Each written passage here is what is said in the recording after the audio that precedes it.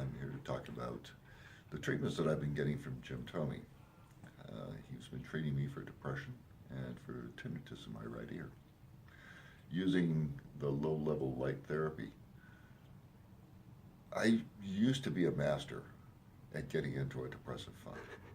It was just not a problem. I get a series of negative thoughts, and I would just go right into a negative funk.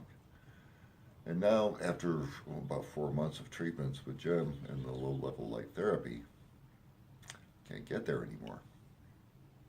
Jim, what have you done to me? I can't get into a depressive funk anymore. And this is something I've been able to do for over 50 years. And now with this low-level light therapy, that's gone. I hit a steel plate at 0 and I can't go any further down. That's amazing. Even medication hasn't been able to do that for me. But the laser therapy has. And the ringing in the ears? Once again, I used to come in here listening to the bells of St. Mary in my right ear. Now, after 4 months of treatments, I, in some environments, actually have to stop and listen for the ringing. Instead of listening to the environment through the ringing, I have to listen for the ringing in the environment.